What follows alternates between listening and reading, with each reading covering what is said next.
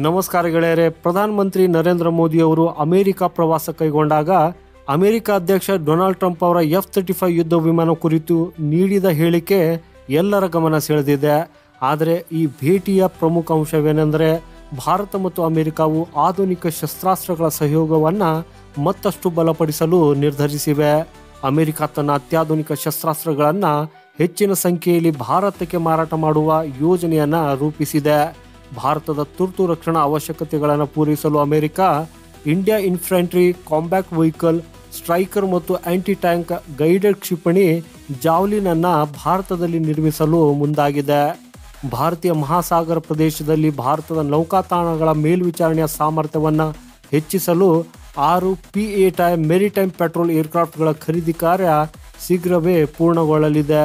ಈ P-8I ವಿಮಾನಗಳು ಒಂದು ರೀಕನೆಸನ್ಸ್ ವಿಮಾನವಾಗಿದ್ದು, ಅಂದರೆ ವಿಚಕ್ಷಣಾ ವಿಮಾನವಾಗಿದ್ದು, ಇದು ಆಳವಾದ ನೀರಿನಲ್ಲಿ ಶತ್ರು ಸಬ್ಮರೀನ್ಗಳನ್ನು ಪತ್ತೆ ಹಚ್ಚಿ ನಾಶಪಡಿಸುವಲ್ಲಿ ಅತ್ಯಂತ ಪರಿಣಾಮಕಾರಿ. ಹಾಗೂ ಇನ್ನೊಂದು ಮಾತುಕತೆ ಅಂದರೆ ಅದು ಜಾವ್ಲಿನ್ ಆಂಟಿ ಟ್ಯಾಂಕ್ ಗೈಡೆಡ್ ಮಿಸೈಲ್ದಾಗಿದೆ.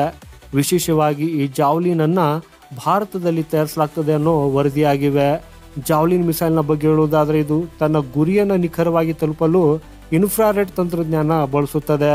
ಹಾಗೂ ಈ ಕ್ಷಿಪಣಿಯ ಉದ್ದ 108.1 ಸೆಂಟಿಮೀಟರ್ ಆಗಿದ್ದು, ಮಿಸೈಲ್ ಸೇರಿದಂತೆ ಅದರ ತೂಕ 22.3 kg ಇದೆ.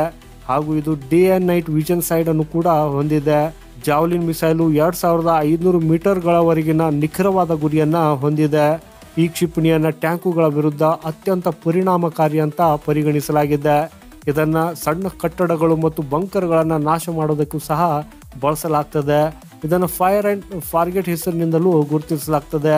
ಈ ಜಾವ್ಲಿನ್ ಮಿಸೈಲನ್ನು ಫೈರ್ ಆ್ಯಂಡ್ ಫಾರ್ಗೆಟ್ ವೆಪನ್ ಅಂತ ಯಾಕೆ ಕರೀತಾರೆ ಅಂದರೆ, ಇದನ್ನು ಫೈರ್ ಮಾಡುವುದಕ್ಕಿಂತ ಮೊದಲು ಟಾರ್ಗೆಟನ್ನು ಲಾಕ್ ಮಾಡಲಾಗ್ತದೆ. ಟ್ರಿಗರನ್ನು ಒತ್ತಿದ ನಂತರ ಸೆಲ್ಫ್ ಗೈಡೆಡ್ ಮೋಡ್ನಲ್ಲಿರುವ ಈ ಮಿಸೈಲ್ ಕಣ್ಣು ಮಿಟುಕಿಸುವುದರಲ್ಲಿ ಸೆಟ್ ಮಾಡಿರುವಂಥ ಟಾರ್ಗೆಟನ್ನು ನಾಶಪಡಿಸುತ್ತದೆ. ಅಮೆರಿಕದ ಸೈನ್ಯವು 1996ರಿಂದ ಈ ಜಾವ್ಲಿನ್ ಮಿಸೈಲ್ಗಳನ್ನು ಬಳಸ್ತಾ ಇದೆ. ನಾವು ಅಮೆರಿಕನ್ ಸ್ಟ್ರೈಕರ್ ಬಗ್ಗೆ ಮಾತಾಡುವುದಾದರೆ ಇದು 8 ವೆಹಿಕಲ್ಗಳ ಇನ್ಫೆಂಟ್ರಿ ಕ್ಯಾರಿಯರ್ ವೆಹಿಕಲ್ ಆಗಿದೆ. ಇದು 30 mm ಮತ್ತು 105 mm ಬಂದೂಕುಗಳನ್ನು ಹೊಂದಿದೆ. ಈ ವೆಹಿಕಲ್ಲು ಗಂಟೆಗೆ 100 ಕಿಲೋಮೀಟರ್ ವೇಗದಲ್ಲಿ ಚಲಿಸಬಹುದು. ಸೈನಿಕರ ಸುರಕ್ಷತೆಗಾಗಿ ಇದು bolt on ceramic armoured protection ಅನ್ನು ಹೊಂದಿದೆ. ಚೀನೂಕ್ ಹೆಲಿಕಾಪ್ಟರ್ಗಳ ಮೂಲಕ ಇದನ್ನು ಎತ್ತರದ ಪ್ರದೇಶಗಳಲ್ಲಿ ಸುಲಭವಾಗಿ ಸಾಗಿಸಬಹುದು.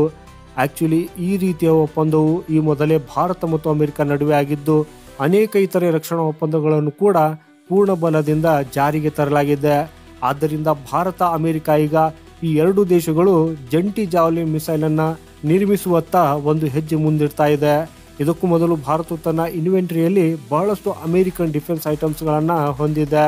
ಇದರಲ್ಲಿ C-130J super Hercules, C-17 globe master, P-8I, CH-47F ಚಿನೂಕ್ಸ್, MH-60R ಸೀಹಾಕ್ಸ್, AH-64A ಅಪಾಚೆಸ್, ಹಾರ್ಪೂನ್ ಮಿಸೈಲ್ಸ್ಗಳು, M777 ಹಾವಿಜರ್ಗಳು ಮತ್ತು MQ-9B ಡ್ರೋನ್ಗಳು ಸೇರಿವೆ.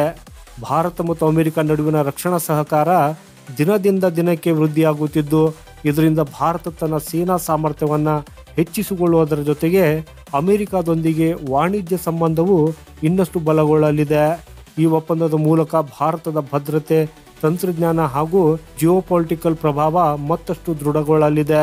ಸೊ ಗೆಳೆಯರಿ, ಮಾಹಿತಿ ಇಷ್ಟವಾದರೆ ವಿಡಿಯೋನ ಲೈಕ್ ಮಾಡುತ್ತಾ ಕಮೆಂಟ್ ಬಾಕ್ಸಲ್ಲಿ ನಿಮ್ಮ ಅಭಿಪ್ರಾಯವನ್ನು ತಿಳಿಸಿ.